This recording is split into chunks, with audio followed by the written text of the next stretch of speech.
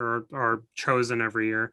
There's 3 people this year because of COVID, and it's just a little bit more tough. So there's Lachlan, so Lock in the Crease on Twitter, Clarissa, who is Quinn's Edge Work on Twitter, and then Arash Mamarzadeh, also known as Skate or Die Mr. Bond, or as Chris Faber. If Chris Faber's listening, Deadass sent me a picture of a pomegranate with a crown on it. He called me Prince, and I'm like, if I was single, let me tell you. So essentially what's happening is we get to go to the morning skate, come back for game day, get in on the Zoom calls, ask a few questions, write an article, be in the arena. Normally, of course, I think you'd normally get access to the team locker room, and like the media people would bring out a player of your, if available, like a player of your choosing to talk to for a few minutes. But of course, things are different. But it's going to be a really cool experience, and can't wait to do it. Yeah, maybe I'll make actually I should make it. I'll be like, Travis, have you ever had a deconstructed Americano? And what if he says it's his favorite drink? Oh my God, I'll fucking lose it. Because then I'll have to put it on the menu. Big Dad, you don't understand. I thought you were going to say, Travis, would you like to come on to the podcast and talk about management? Oh my God. Yeah, that was the other funny thing. Yeah, it was like just pitching stories and stuff. So obviously, like I'll give you a little idea of what the application was, just because Ryan helped me out with it as well. Like the story I pitched was the contrast between Elias Pettersson and Niels Hoglander in their debut seasons, but using COVID as being the contrast. You see PD when he debuted, Swedish Hockey League playoff MVP, came over, his parents were here. His family was here almost the whole year. It felt like remember, and rightfully so. Remember it was the second Calgary game, his dad was like caught on camera doing that. Yeah, it's great. And then you fast forward, here's Nils, who's played in the Swedish Hockey League during a COVID season, come over to North America during a COVID season. No parents, no friends. I mean, friends, of course, makes friends, but it's not like he has friends. He has Tinder. That's what we know. So it's safe out there, young phenom. Swipe safely. Yeah. Swipe safely. just to let you know, there's a lot of people out there that just, if they communicate, that's great. And if you think about it, they asked Hoglander to come here after playing in the Swedish league and being like, hey, it's a global pandemic. You got anything left in the tank to come to a foreign land and not only make the team, like not just sit on the taxi squad, like play top 6 minutes and be relied upon in, a shutdown role. So like I imagine that just shows tremendous characters. So, I mean, if you're able to tell that story and actually get to talk to him, it could be incredible. Yeah, we'll see. And that's the other tough part as well, is that we're going in a little blind. So normally, we can have a few story ideas and people people like Thomas Drance and Jeff Patterson and Ben Kuzman, Ryan Beach and everyone else involved, they'll help you shape a story, or they'll be like, yeah, well, we can bring this player out to talk to you. But because of COVID, we You're don't in a know hazmat suit. Dude, we don't know until like the day of, until the Canucks PR people, like you can go on the Canucks PR media Twitter where they're like, yeah, we're making 20, 48 and 49 available. And I mean, okay. And you gotta kind of just go for it. So we'll see how it works out. But you know what? It'll be really cool. I get to say to my kids, if and when that happens, because I'm a crazy person. If I get to tell my kids, like, hey, I got to attend a game during a hockey pandemic. Oh, as press too. As press, like that's really crazy, and that's really awesome. So, thank you to both of you. Like honestly, I talked about it in the post game, but full credit to you guys, because you guys gave me the opportunity and believed in me and coached me and held my hand like I was a crying baby at a Zeller's trying to find a Beyblade, and they ran out of Beyblades, and you guys were like, don't worry, Arash, we have Beyblades at home. Like, why'd you lie to me, Mom? This is bullshit. I also wanted to say that everybody's coming out of the woodwork to support Arash and help him whenever possible. And Amanda's father was golfing with Pucks on Net our guest alumni Ray Ferraro on Friday, and he reached out and said, what can you do to help our sweetie Arash? Aww. And I heard back, and this is so funny, and I haven't told Arash this yet. What? He goes, Ray Ferraro was very excited to hear about Arash's Botchford Project win, and we'll look out for him there. Now, it's a bit of lip service because I don't think he'll be there because they're playing Edmonton, and he'll be doing. I don't think he's just going up for the free press box. But then I get more where Amanda says, Dad is trying to get him to go to Pomegranate. He has very clear instructions that it is not Deep Cove Pizza. Okay. We need to make sure that I'm there. Oh no, they'll forget to tell us because they're boomer parents, and Ray Ferraro will be served by a surly older brother of yours. No, my older brother doesn't work at the shop anymore. Surly younger brother. No, I'm the youngest. Brian, do you know anything about me? No. No, I'm just imagining like Ray Ferraro coming into my restaurant and my dad just being like, Ray just being like, so your son Arash, he won the Botchford Project, and my dad's like, yeah, okay, yeah, that is nice, yeah, okay, you want Coke or coffee? Okay, nice. And walk. A deconstructed like, Americano, please. It's one of the more classy drinks available. Oh my fucking god. Okay, no, I need to make. Okay, thank you for telling me that, Ryan. We're at DEFCON 4 in this household now. Back to the Vancouver Canucks. They play 3 games this week. They got to play Wednesday at some unusual time. They got to play Thursday against the Maple Leafs, who I feel like might be out for revenge. Mm-hmm. I kind of feel like the idea of letting them off the hook because they felt bad for him, that's not a thing anymore. If you want to crown their ass, crown them. Yeah, if you want to. Yeah. Calgary Flames. They had a big game against Montreal tonight, and the Habs beat them mainly because of Tyler Toffoli.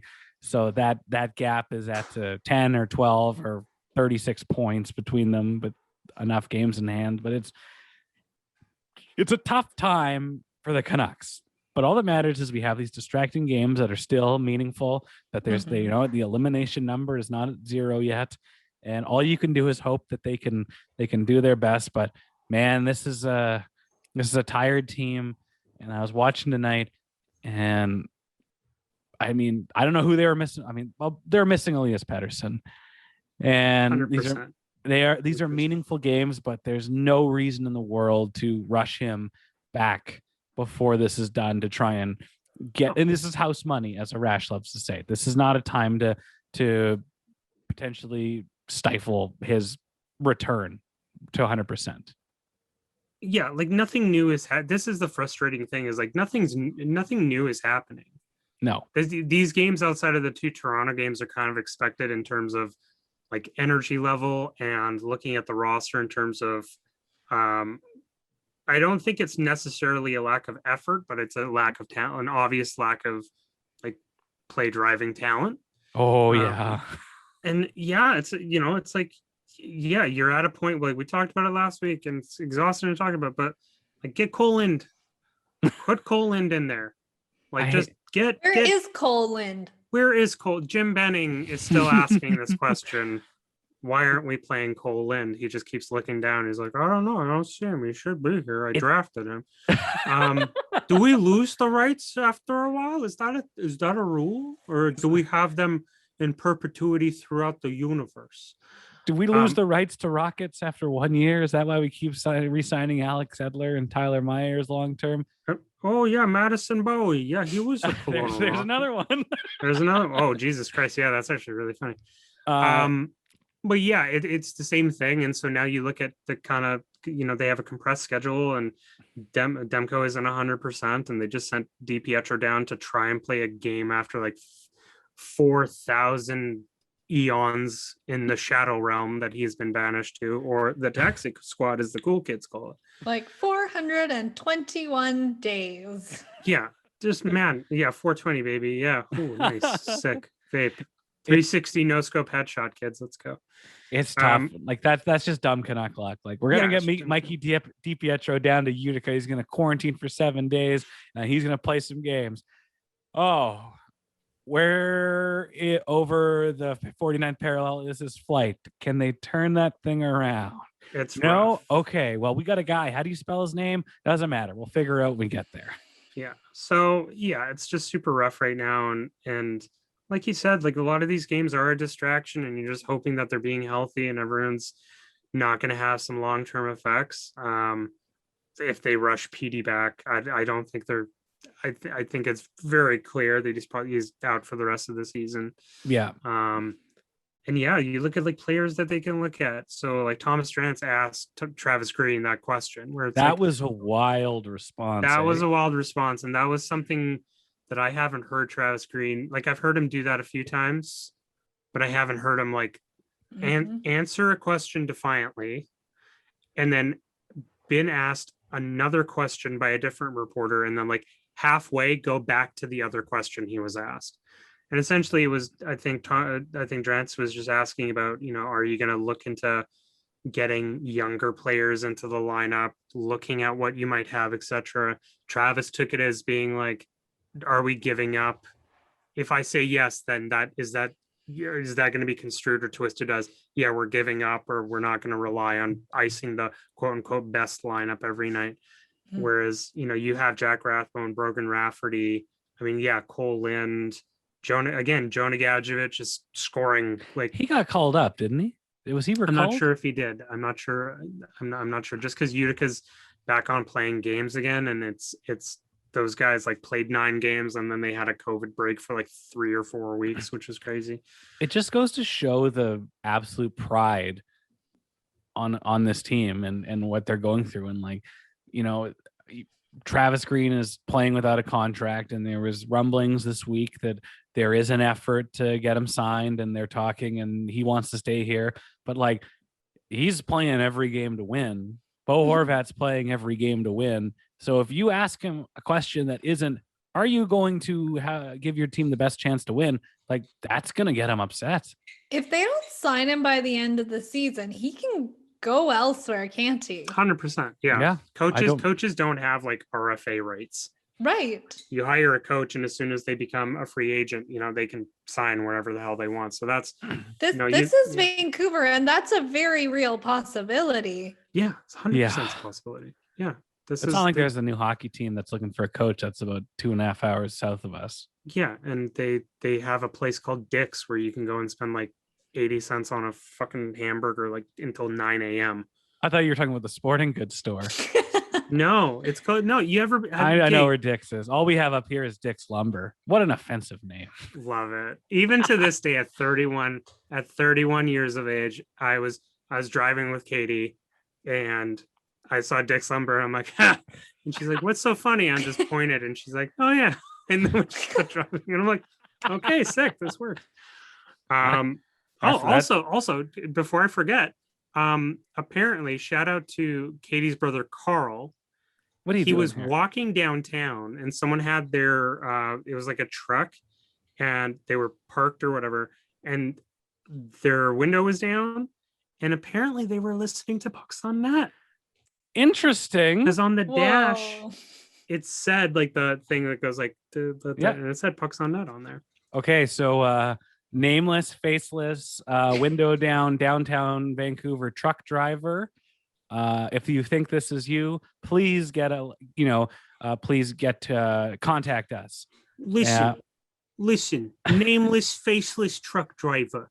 I know how hard it is out there and on the streets. Because you're just working to get some bread on the table for your kids. Maybe sit down with a beer and watch a Steelers game. I get it. We're not Steelers fans here. Yeah, you can't be. Oh, geez. Arash just opened up a box of bees there. I gotta. I'll take him. You gotta edit that out. No, don't edit it out. Actually, speaking of boxes of bees, can you guys just order boxes of bees? Is that a thing? Oh yeah, you can get anything on the dark web. okay, I know I this think is you a probably Canucks. get that on Amazon. Yeah, I know this is a Canucks podcast, but I mean, this game was really boring. So what? Box of bees. That's fun. Yeah, who are we sending it to? I don't know who has wronged us. Oh, how much time you got? Oh, brother, how much time you got? Back to hey, Travis Green was not only was he deconstructing his Americanos and his media members in the Zoom press room this week, he was also given a fair bit of praise to our beloved Olli Juolevi, who's lived several lives as a member of the Canucks organization.